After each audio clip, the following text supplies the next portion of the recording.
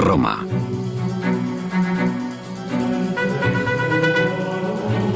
Estoy aquí arriba. Por aquí. Aquí. Me encuentro en la columnata de la Basílica de San Pedro en Roma, a gran altura sobre el Gentío, observando desde aquí arriba a todos esos católicos. No mucha gente puede acceder aquí. Ya saben cómo son en el Vaticano. Llevan 2000 años dirigiendo a los católicos y no necesitaban hacerme ningún favor. Pero les dije lo que quería hacer aquí arriba y accedieron enseguida, porque se dieron cuenta de que esta era la mejor forma de conseguir lo que me proponía. Comprender de una vez por todas aquel gran movimiento artístico recargado e irregular, pero glorioso, que fue el barroco. El barroco, Italia.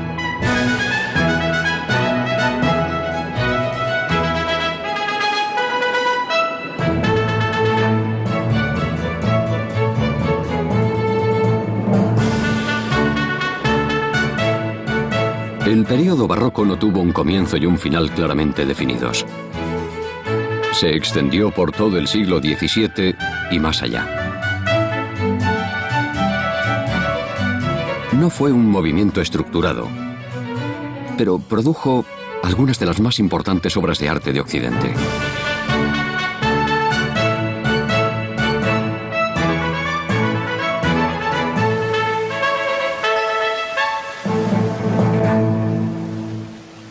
El arquitecto de esta maravillosa plaza, Gian Lorenzo Bernini, fue uno de los personajes clave del barroco. Comprendiendo a Bernini, podemos entender todo este movimiento. Lo que él inventó aquí, en esta plaza, fue esta enorme columnata que nos rodea, reuniéndonos. Es como un gigantesco par de brazos. Aquí caben 300.000 personas, casi 4 veces la capacidad de un gran estadio de fútbol. Y todos ellos reciben ese gran abrazo que proporciona la plaza de Bernini.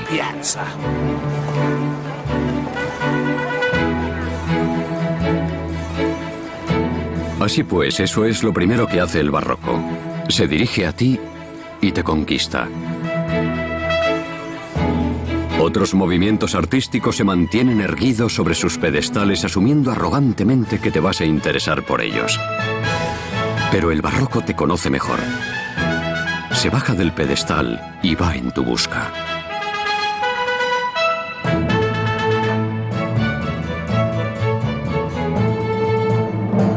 Otra de sus ambiciones es impresionarte con su enormidad, su magnificencia, su dramatismo. Mirad qué grandiosidad.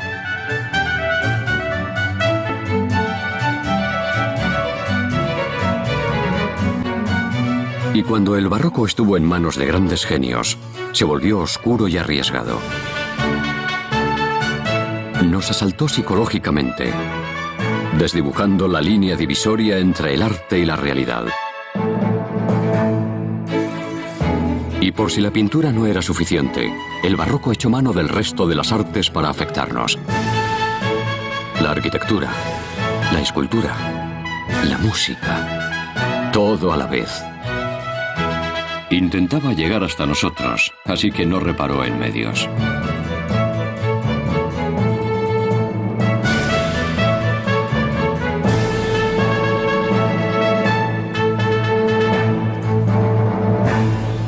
En esta serie vamos a seguir el barroco desde San Pedro hasta San Pablo, desde Roma, donde comenzó, hasta Londres, ciudad a la que logró llegar. Porque otro de los motivos que hacen especial el barroco es su extensión. Llegó prácticamente a todas partes a lo largo del siglo XVII. Y lo más curioso del asunto es que allá donde fuera iba cambiando para adaptarse a las costumbres locales. El primer lugar que vamos a visitar está aquí arriba, en el norte de Italia, Trento.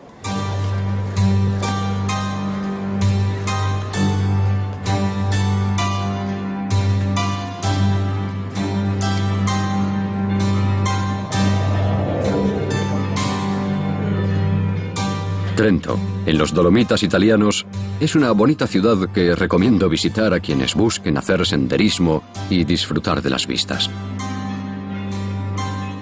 Pero que no os engañe su tranquilidad actual, porque aquí estalló una gran guerra, una guerra artística.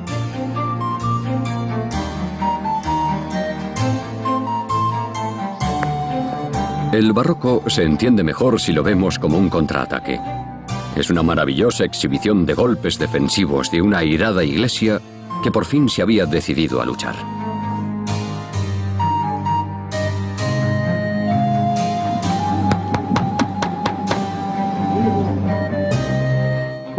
Cuando Martín Lutero clavó sus 95 tesis en la puerta de la iglesia de Wittenberg en 1517, inició la revuelta protestante contra lo que él llamó esa ralea romana de sodomitas.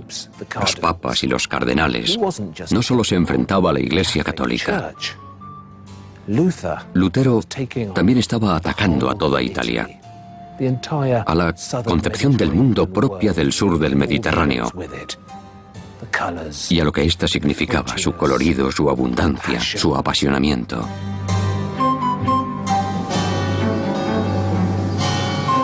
En aquellos días, Trento pertenecía a Austria, no a Italia.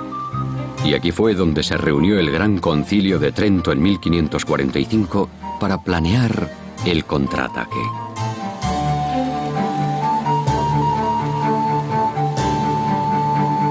Tenemos a un jabalí salvaje en nuestro viñedo. Fue lo que dijo alarmado el Papa León X. El objetivo del barroco sería dar caza a ese jabalí y deshacerse de él.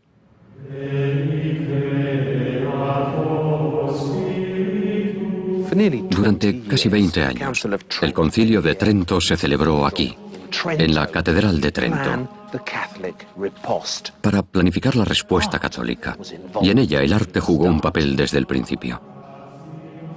Los luteranos se habían mostrado contrarios al arte. Lo veían como un derroche vergonzoso que inducía a la adoración de falsos ídolos. Una ola terrible de iconoclasia azotó el norte de Europa, destruyendo cuadros y arrasando estatuas. Pero la Iglesia Católica siempre había creído en el arte. Se había apoyado en él. Sabía que a los fieles les gustaba ver aquello a lo que rendían culto. Les gustaban las imágenes, y esto confería al arte un enorme poder.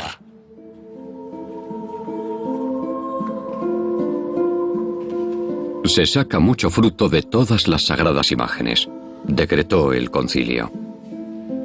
Adoremos a Cristo por medio de las imágenes que besamos y en cuya presencia nos descubrimos y arrodillamos. Y finalmente, el concilio lanzaba esta amenaza: si alguno enseñare o sintiere de modo contrario a estos decretos, sea anatema, anatema, anatema.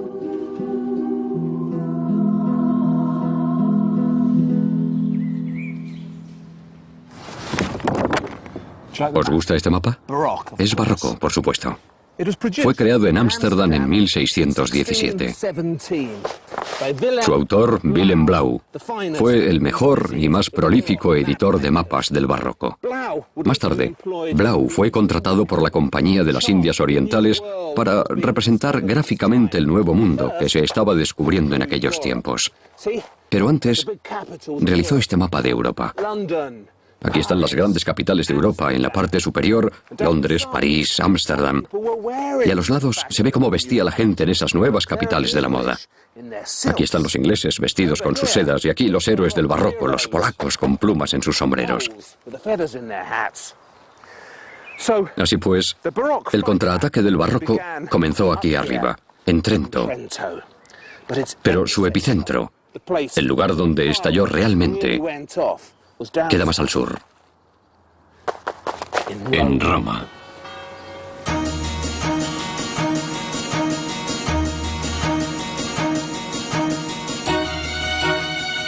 La ciudad eterna se dispuso a luchar. Al pasar del siglo XVI al XVII, su arquitectura se volvió más orgullosa, llamativa, ostentosa, y empezó a perfilarse sobre el horizonte romano. Pero, como ya he dicho, el barroco se abalanzó sobre nosotros usando todas las artes a la vez. Y mientras la arquitectura y la escultura seguían disfrutando de la luz del sol, la forma de arte que requería mayores cambios, la pintura, siguió otro camino.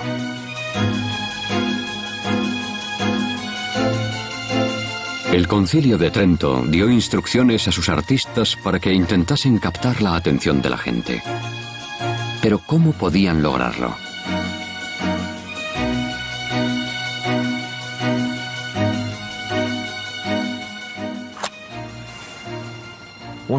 Un truco muy efectivo era emplear la oscuridad de forma dramática y convertir la pintura en teatro.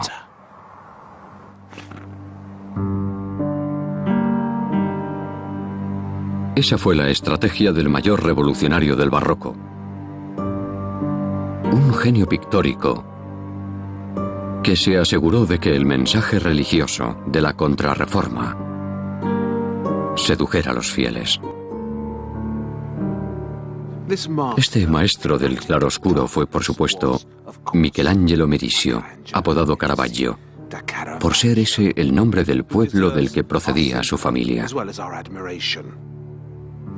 A su muerte, el pobre Caravaggio fue totalmente olvidado durante 300 años, no recuperando su fama hasta el siglo XX, cuando fue redescubierto.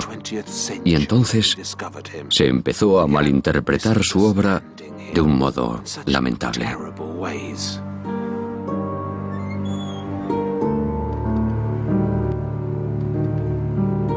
¿Qué tonterías se han dicho sobre Caravaggio? Hasta comentaristas sensatos de reputados canales televisivos se han empeñado en verle como a un loco pendenciero y un predador homosexual, merodeando enloquecido por la Roma del barroco. Algo así como el Destripador de Roma. No hay nada en el barroco que me irrite tanto como esta falsa imagen demoníaca de Caravaggio. ¿De verdad podría un maníaco sexual descontrolado haber pintado esto? Afortunadamente, las recientes investigaciones sobre Caravaggio han empezado a desmentir tanto sinsentido y podemos volver a verle como fue en realidad, el pintor religioso más importante de la Contrarreforma.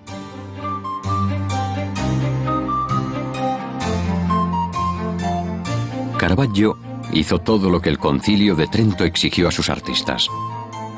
Creó un nuevo arte religioso de gran realismo que transmitía su mensaje en un lenguaje que la gente podía comprender sin esfuerzo, una forma de expresión que conmovía y transformaba al espectador. Antes de que llegase Caravaggio, el arte religioso era algo ajeno, distante y etéreo, pero él hizo que se manifestase delante de nuestras narices, aquí y ahora, tan cercano como para poder tocarlo. También cambió el elenco de protagonistas. Gente de verdad, reunida en tabernas y mercados, elegida por la expresividad de sus rostros, en vez de los dioses imposibles de antaño. Vemos a este hombre del mercado y a esta atractiva tabernera. Es gente como la que podíamos ver en las calles, gente que podías reconocer y con la que te podías identificar.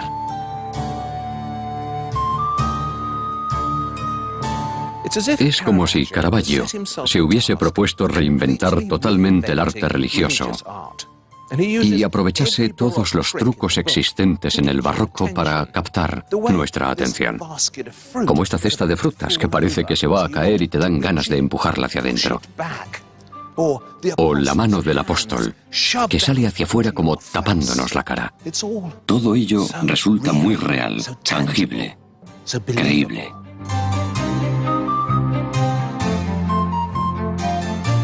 Las iglesias de la Roma barroca están repletas de magníficos ejemplos de la obra de Caravaggio y se pueden contemplar gratuitamente. Solo hay que entrar, fingir que uno reza y dedicarse a sentir su fuerza. Aquí en la Basílica de Santa María del Popolo, donde empezó a trabajar en el año 1600, orientó sin miramientos los cuartos traseros de un caballo hacia nuestras caras, asegurándose así de que no pasásemos por alto el dramatismo de la conversión de San Pablo que tiene lugar entre los cascos de su montura. En la pared opuesta vemos a San Pedro crucificado cabeza abajo. ¿Habíais visto alguna vez tal esfuerzo sudoroso, tales tirones, tal dolor? Ved qué diferencia respecto a la forma en la que hasta entonces se había difundido el mensaje religioso. El arte de Caravaggio era tan tangible, tan realista, tan cinematográfico, que el clero romano, acostumbrado a un gusto más edulcorado, lo consideraba desafiante y rechazó algunos de sus mejores cuadros después de habérselos encargado. Este que vemos aquí estaba destinado a ser colgado en San Pedro. En él se muestra a Jesús y a María pisando la serpiente del pecado. ¿Les resultó este Jesús demasiado humano? ¿Les pareció demasiado sexy esta Virgen María? Incluso su gran obra, La muerte de la Virgen, fue rechazada por los monjes. Le dijeron que María parecía una ramera abotargada a la que hubieran sacado de un río. Pero a mí no me lo parece. Simplemente está pintada como una mujer de verdad. En mi opinión, Caravaggio fue el pintor que representó a la Virgen María de formas más convincentes en toda la historia del arte. ¿Jugó el atractivo físico de esas vírgenes en su contra? Tal vez. ¿Y acaso eso me importa? En absoluto. Pero aunque el clero se quejase, el público respondía y comprendía ese arte. La lección de Caravaggio, con su oscuridad y dramatismo, traspasó las fronteras de Roma y se infiltró en el barroco internacional a una velocidad asombrosa.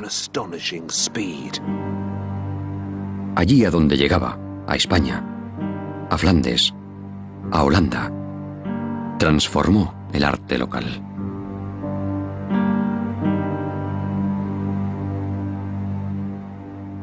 Qué nombre tan extraño para un movimiento artístico, ¿verdad? Barroco, ¿qué significa? ¿De dónde proviene? Por ejemplo, el término renacimiento tiene un significado muy claro. Procede del francés Renaissance, indicando que fue el renacimiento de la civilización. Pero el término barroco procede del portugués y es el nombre que se aplica a una perla deforme, como esta. Los exploradores portugueses estaban recorriendo el mundo y volvían con estas fantásticas perlas de toda forma y tamaño. Pero esta perla no es barroca. Es como del Renacimiento, perfectamente formada, exquisita, delicada, civilizada y valiosa. Esta otra, sin embargo, la perla barroca, es natural, exuberante, desigual, difícil de sujetar y apasionante en su deformidad.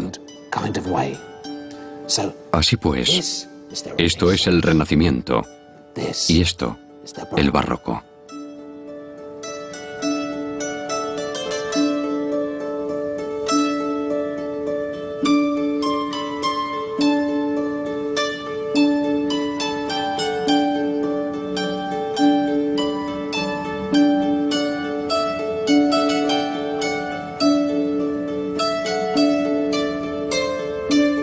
En ningún lugar se haría más obvio este perfil barroco que en la sinuosa dirección adoptada entonces por la arquitectura.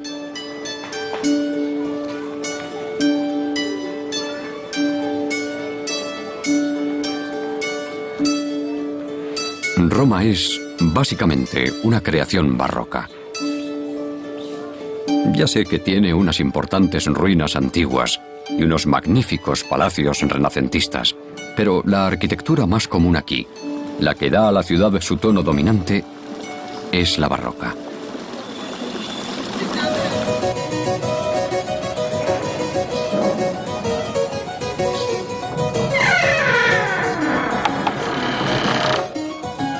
Este precioso y pequeño secreto barroco es un patio diseñado en la década de 1630 por un genio del barroco romano llamado Borromini, Francesco Borromini.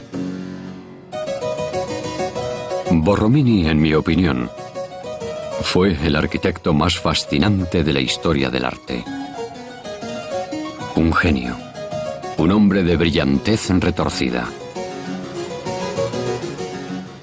El Picasso de la arquitectura.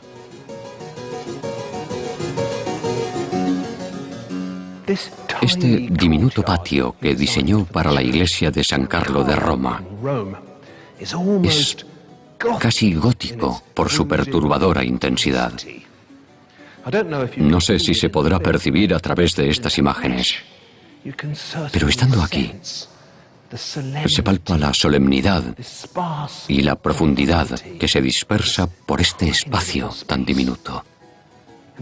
Recordemos que la arquitectura se percibe con el cuerpo y no solo con los ojos.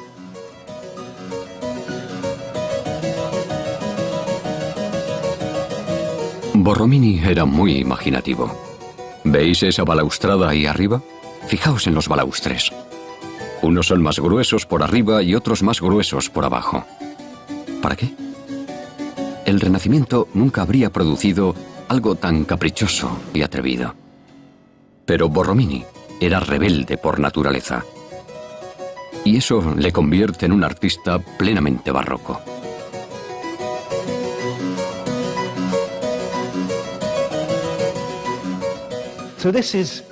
Este es el claustro por el cual los monjes pasearían y leerían sus Biblias. Vayamos ahora a la iglesia.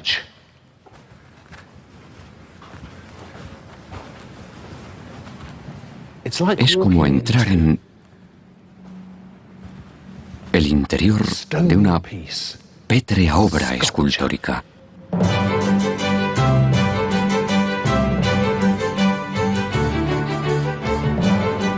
He estado aquí montones de veces. Nunca dejo de venir cuando estoy en Roma. Y me he pasado las horas muertas mirando este extraordinario espacio. Aún así, si me pidieseis que os explicase el significado de estas paredes, no podría hacerlo. Es algo demasiado complicado, demasiado inclasificable, demasiado imaginativo. Lo que sí puedo hacer es intentar dibujar un plano del edificio, aunque es una locura. Lo que Borromini intenta hacer aquí es una combinación de dos formas totalmente diferentes. Por fuera hay una especie de cruz griega redondeada, es decir, una cruz griega sin ángulos.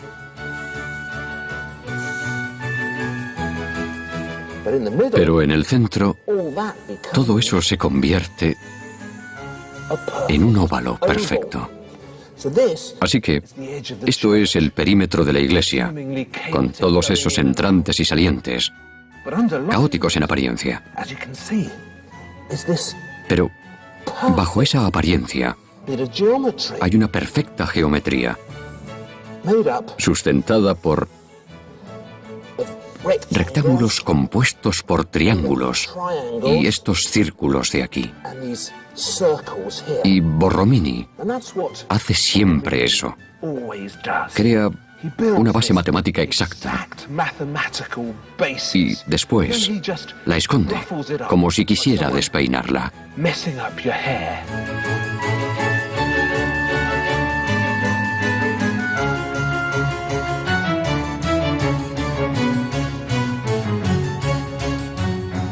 He visto geometrías tan intrincadas como esta en las grandes cúpulas del Islam, pero nunca en una iglesia cristiana.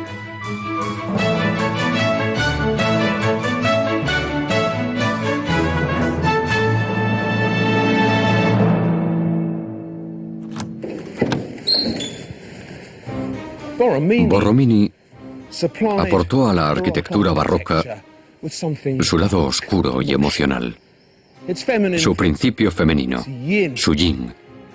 Pero todo yin, por supuesto, necesita su yang, y en la Roma del barroco, el indiscutible rey del yang era Gian Lorenzo Bernini.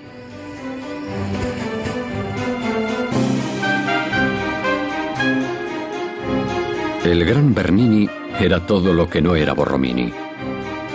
Guapo, rico, arrogante. Un tipo hábil cuyo encanto seducía a reyes y pontífices. Arquitecto, escultor, pintor, podía hacer de todo. Y el espíritu del barroco corría por sus venas con la misma fuerza que el agua brotaba de sus fuentes.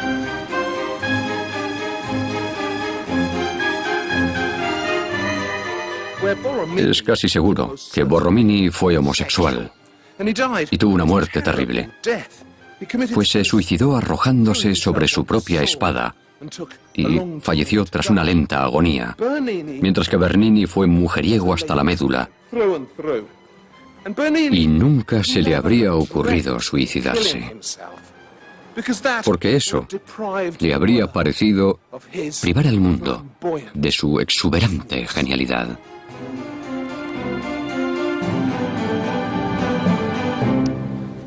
La iglesia de San Andrés del Quirinal, obra de Bernini, está a menos de 100 metros de la de San Carlo, de Borromini, pero arquitectónicamente parecen estar en planetas diferentes. Borromini inventó las iglesias de fachadas en curva, haciendo que la parte frontal del templo sobresaliese hacia la calle. Pero Bernini también sabía hacerlas muy bien. Y en esta de aquí, incorporó otra curva en la dirección contraria. Y eso es el barroco.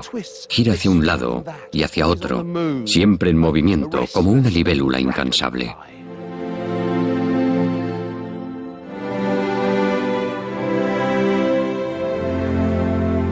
Entrar en la iglesia de San Andrés del Quirinal, de Bernini, es como entrar en una obra de teatro.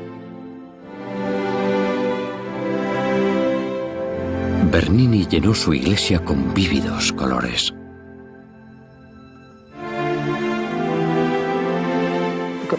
Mirad aquel lucernario, con esa luz dorada. Puso cristal amarillo allí arriba. Y así, cuando brilla el sol, es como si todo el interior se inundase de esa preciosa, divina luz dorada.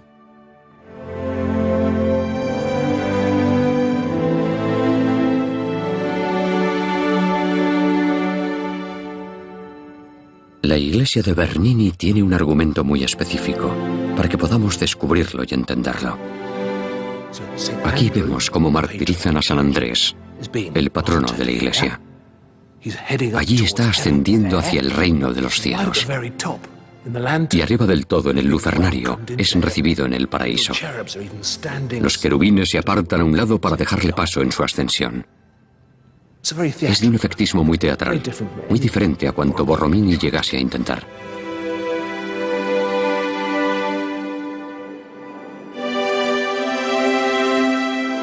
En el barroco se tendía a la teatralidad, y quizá por eso Bernini tuvo tanto éxito.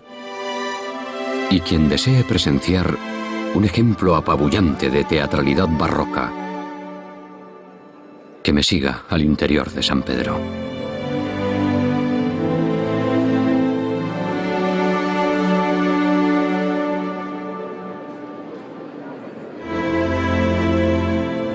Esta extraordinaria creación que tenemos ante nosotros es el baldaquino de Bernini, levantado en el transepto de la Basílica de San Pedro entre 1624 y 1633.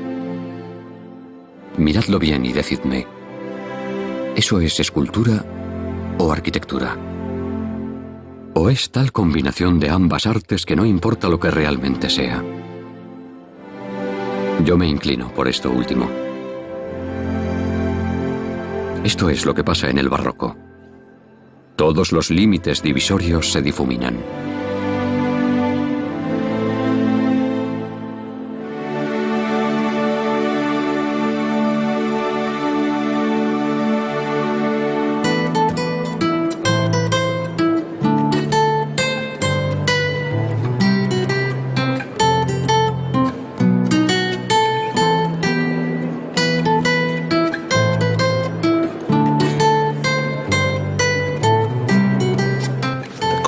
La Capilla Cornaro en la iglesia de Santa María de la Victoria es para muchos la gran obra maestra de Bernini, y también a él se lo pareció. Muestra a la española Santa Teresa de Ávila teniendo una visión. Un ángel descendido de los cielos le atraviesa el corazón con una flecha ardiente.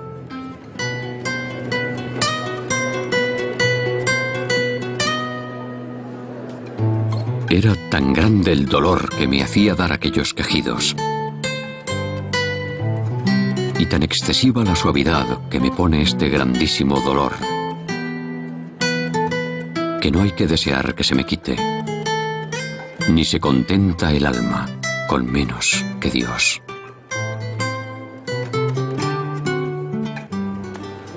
Lo que se ha hecho aquí es crear una especie de teatro en la iglesia.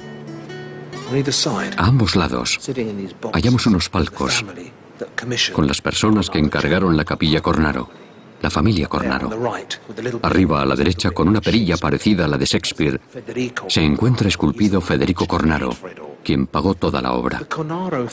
La familia Cornaro aparece reunida para presenciar el milagroso acontecimiento que está sucediendo en el centro. Otra cosa que suele llamar la atención es la expresión del rostro de Santa Teresa. Ese gesto de dolor, con la boca abierta. Bernini ha intentado dar forma escultórica al éxtasis religioso que está sintiendo esta santa española.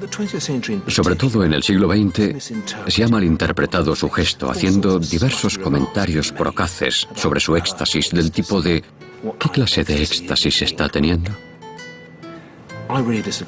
Yo estoy absolutamente en desacuerdo con todo eso.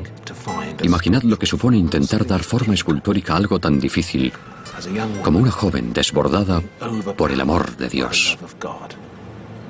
¿Cómo se puede representar eso? ¿Qué se puede mostrar? Pues yo os lo diré. Esto es lo que se puede hacer.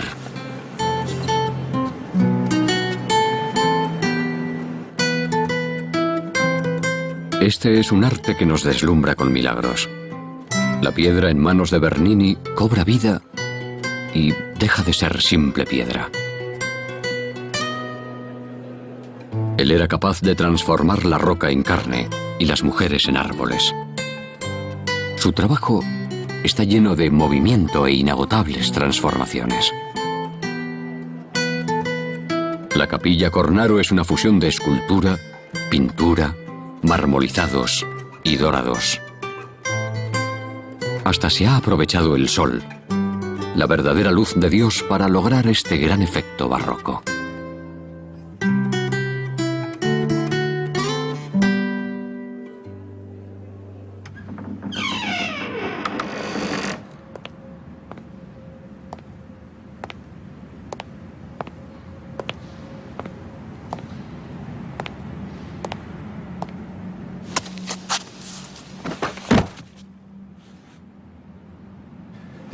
Si queréis investigar sobre el barroco, os recomiendo adoptar esta posición, porque así es como mejor se puede ver.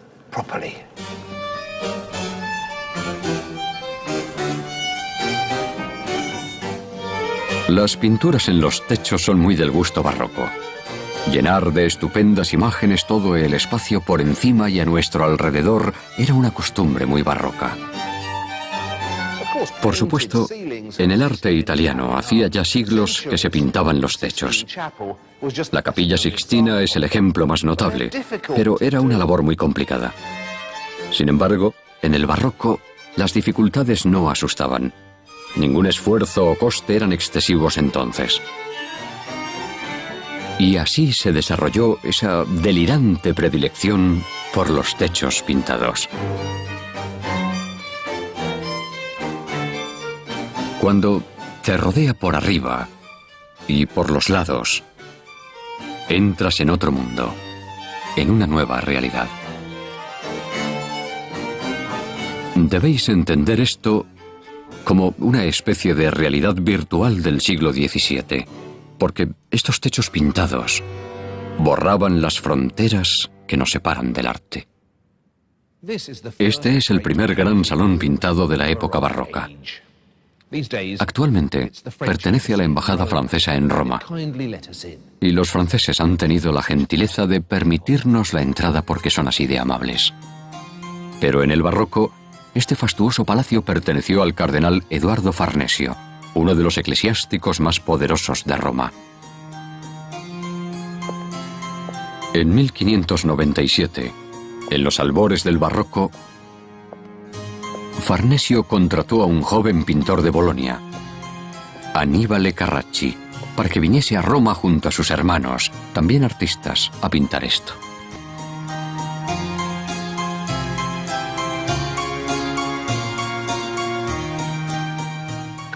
El cardenal Eduardo Farnesio tenía que haber sido un hombre de Dios, y quizá lo fue en su vida pública, pero en su vida privada, aquí, dentro de su palacio, al parecer dio rienda suelta a su lado más pecaminoso. Aquí vemos lo que encargó que le pintase en la planta noble del Palacio Farnesio a Annibale Carracci. Una estancia cubierta con las desenfrenadas historias amorosas de los dioses paganos.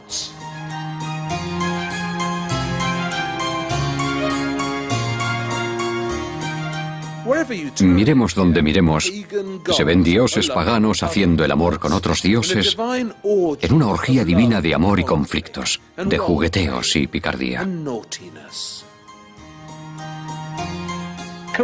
Carracci se las arregló de alguna forma para representar 20 aventuras amorosas divinas diferentes a la vez en un solo techo.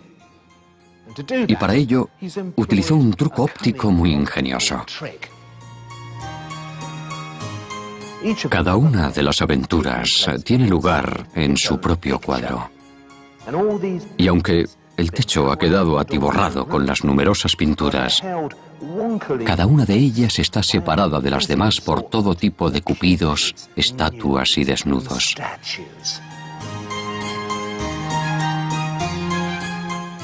Pero luego, la cosa se complica aún más, porque hay un montón de querubines que se niegan a quedarse al margen y quieren participar. A veces se cuelan dentro del cuadro y otras están fuera.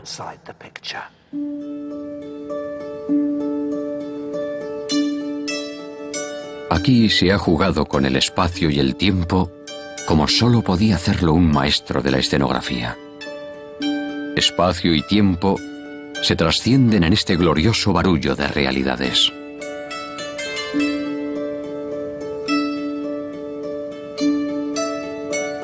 Este salón tuvo una enorme influencia.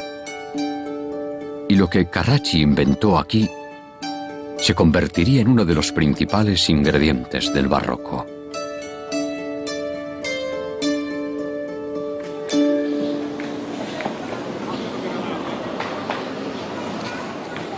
En esta serie de programas iremos de aquí para allá mientras os hablo de esto y de aquello, en un intento de explicaros el barroco.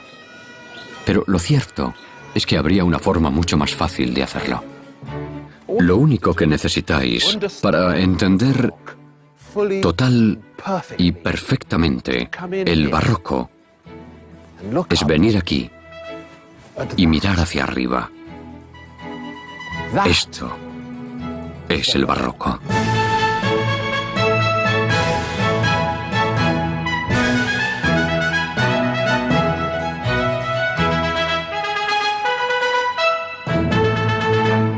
Estamos en la iglesia jesuita de San Ignacio.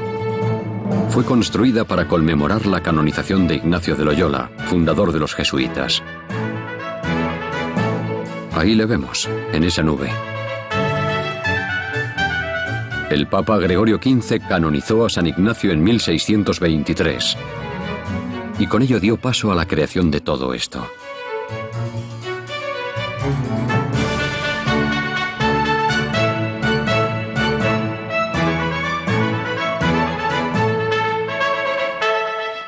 A los jesuitas les gustaba hacer las cosas ellos mismos.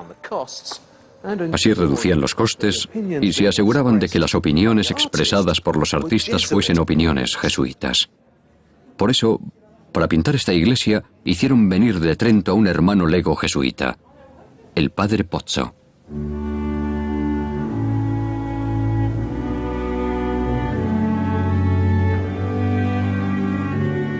Pozzo era un maestro de la ilusión.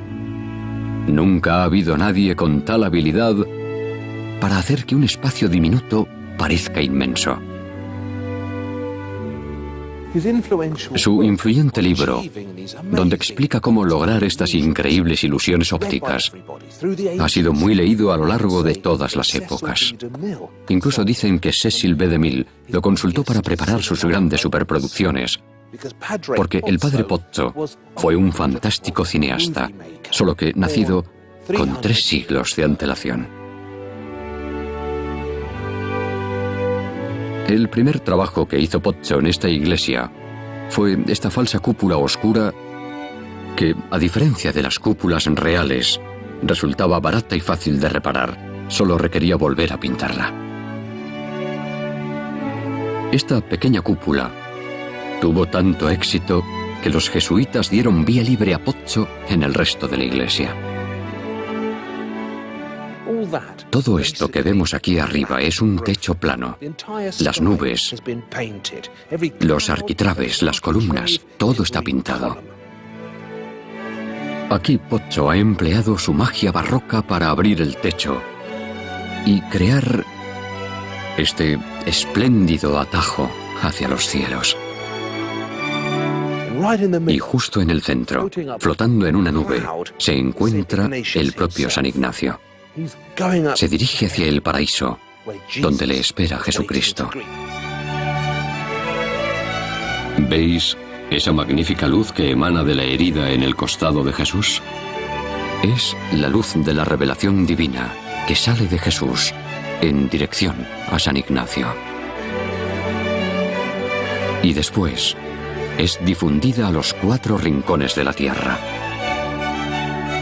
hasta Asia, donde se encuentra un curioso camello, a África, donde aparece lo que supongo es un cocodrilo, a Europa, mucho menos salvaje en comparación, y a América, donde una amazona de piel roja y el pecho desnudo mira hacia un puma rugiente. En todos estos lugares había ya misiones jesuitas. Se trata de algo que mi hija llamaría propaganda jesuita cursi. Pero, en cualquier caso, qué teatralidad tan fantástica, qué ambiciosa, a qué escala, qué emocionante.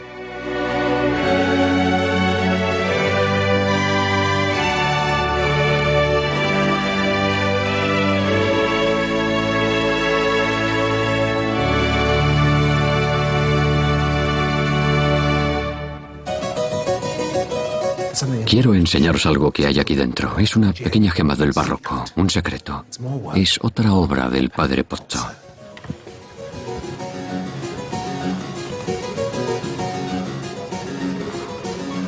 Es una especie de columnata ilusionista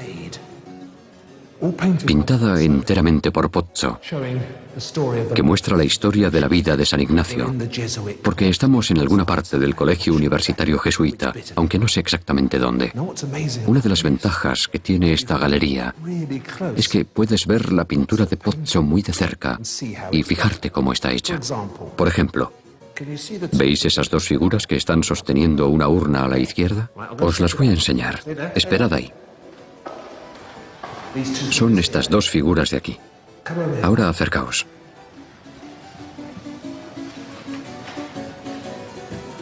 Mirad.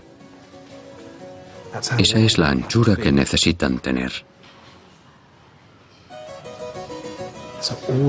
Por lo tanto, todas estas figuras, toda la arquitectura se ha corregido para que únicamente pueda verse de forma correcta desde un lugar.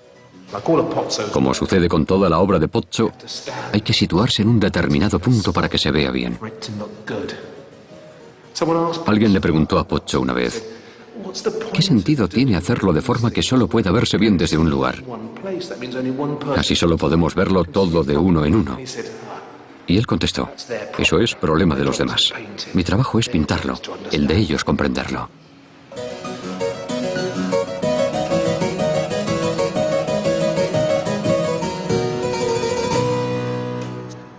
Aquí, en Roma, se había iniciado una revolución. Se había reinventado la pintura, transformado la escultura y revolucionado la arquitectura.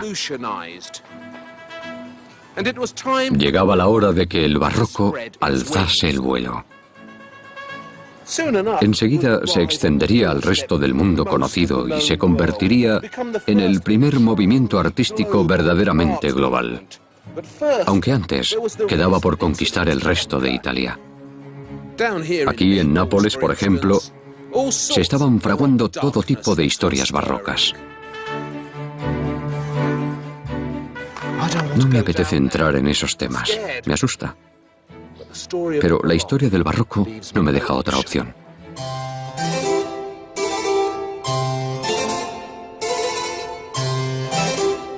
Hay un libro que se ha hecho muy famoso y del que seguro habéis oído hablar.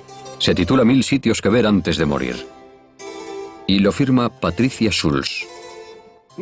Nápoles no aparece en el libro, pero debería, porque el título de ese libro está tomado de una frase un tanto ambigua que escribió Goethe.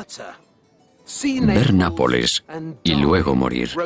Lo dijo en el siglo XVIII, tras vivir aquí algún tiempo. ¿A qué se refería Goethe exactamente? ¿Estaba diciendo que Nápoles era tan bonita que después de haberla visto podías morir feliz? ¿O estaba diciendo que Nápoles era tan peligrosa que, de venir aquí, se corría el riesgo de morir? En la época de Caravaggio, esta era la segunda ciudad más grande de Europa después de París. Aquí vivían 500.000 de personas, la mayoría sin trabajo y agolpadas en chabolas. Pero 1 de cada 10 habitantes pertenecía al clero. Así que la religión y la delincuencia dieron forma a Nápoles. Y ambas fuerzas operaban aquí, al unísono.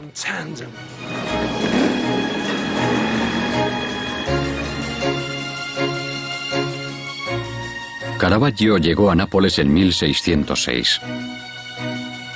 Había tenido una discusión en Roma por un partido de tenis en la que acabó asesinando a su contrincante y tuvo que salir huyendo.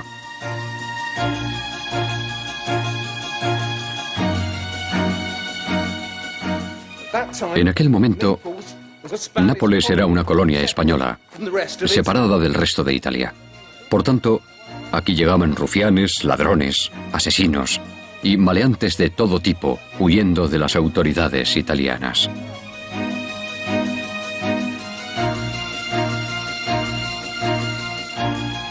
La reputación de Caravaggio era conocida en Nápoles antes de llegar él aquí.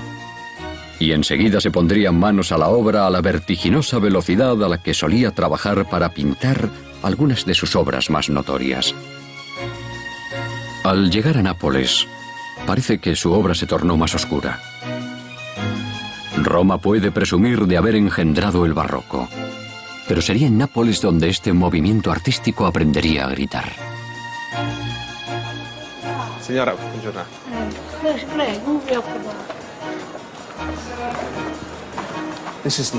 Estamos en Piemonte de la Misericordia.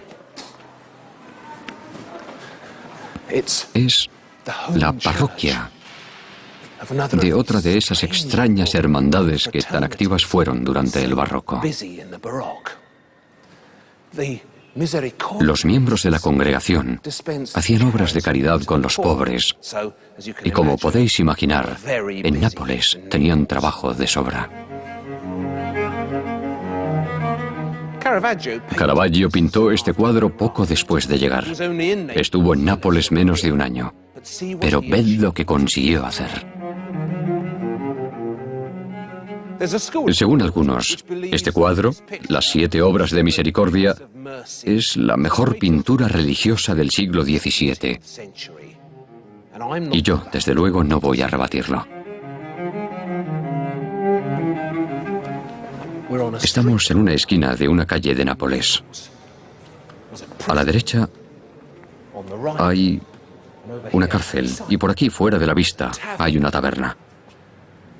La idea original era pintar cada una de las 7 obras de misericordia en un retablo diferente dentro de la capilla. Pero Caravaggio las unió todas en un solo cuadro. Ahora os estaréis preguntando ¿qué demonios son las 7 obras de misericordia? Buena pregunta. Pues básicamente son las 7 buenas acciones que se pueden y se deben hacer por el prójimo y que seguramente vosotros ya hacéis. En primer lugar, enterrar a los muertos como vemos aquí. ¿Veis esos pies? Pertenecen a un cadáver que están transportando. Otra obra de misericordia es vestir al desnudo. Y aquí vemos a San Martín que ha partido su manto por la mitad y se lo ofrece a un mendigo desnudo. También hay que ayudar al enfermo. Y eso también lo vemos aquí. Porque el mendigo resulta ser también un tullido. Y se le muestra arrastrándose por el suelo. También hay que visitar a los encarcelados, como hace esta mujer en el cuadro, y dar de comer al hambriento, como hace esta piadosa hija dando de mamar a su propio padre, que se halla preso. Es una imagen desconcertante. Las personas caritativas han de ofrecer posada al peregrino, y este personaje es un peregrino. Lo sabemos por la concha que lleva en el gorro. Y el tabernero le está ofreciendo una estancia para pasar la noche. Por último, hay que dar de beber al sediento. Y aquí vemos a Sansón en la penumbra que se está bebiendo el contenido de una quijada de asno. Ahí lo tenéis. Las 7 obras de misericordia plasmadas en un tornado de composición barroca.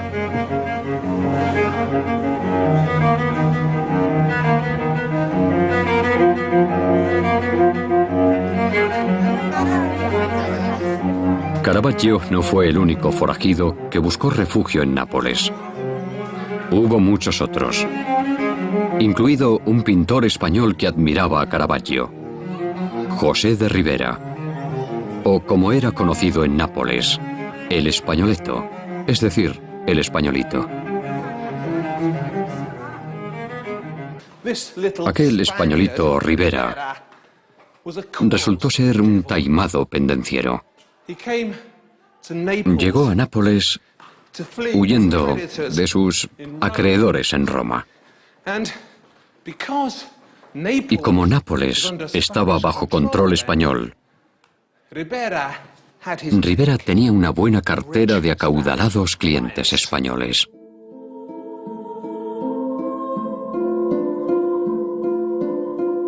Durante la mayor parte de su carrera, pintó al estilo de Caravaggio obras religiosas oscuras y siniestras protagonizadas por el sufrimiento y la culpabilidad. Pero sus raíces españolas no tardarían en aflorar y su gusto por lo macabro acabó siendo legendario.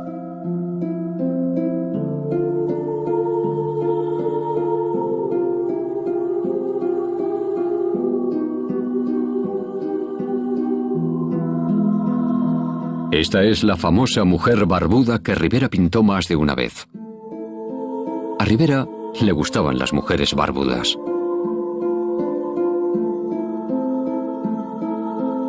Y este joven engañosamente sonriente está tullido, con un pie torcido. Cuando te das cuenta de su deformidad, su sonrisa adquiere un significado diferente.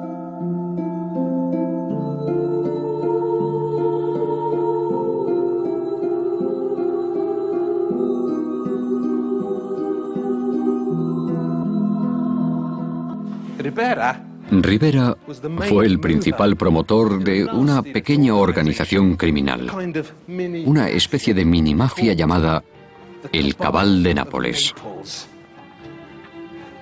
Se asoció a otros dos impíos, un griego vicioso llamado Corensio y el excelente pintor napolitano Caracciolo, quien merece mucha mejor reputación de la que tiene,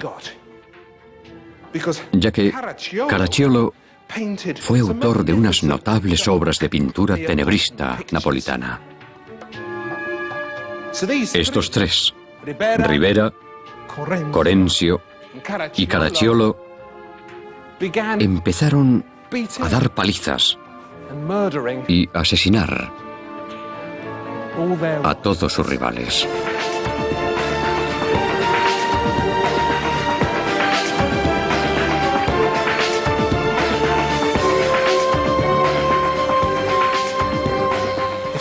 Si uno era un pintor extranjero que intentaba ganarse la vida al margen del Cabal de Nápoles, ya podía tener cuidado. El Cabal era especialmente cruel con los discípulos de Aníbal Carracci. Domenichino venía aquí cada mañana a pintar un fresco. Y el Cabal se encargaba de borrar lo que había pintado el día anterior y de poner arena en su pintura. Domenichino murió en Nápoles, según dicen, envenenado por el Cabal.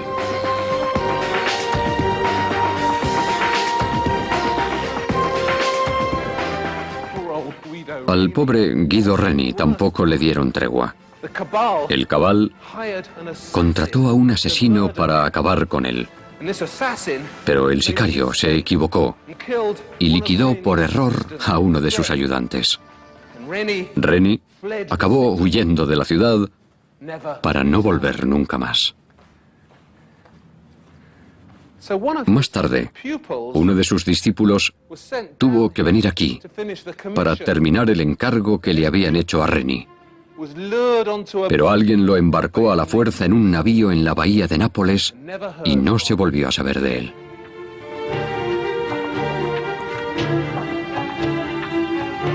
El Cabal de Nápoles se disolvió en 1741, pero el daño ya estaba hecho.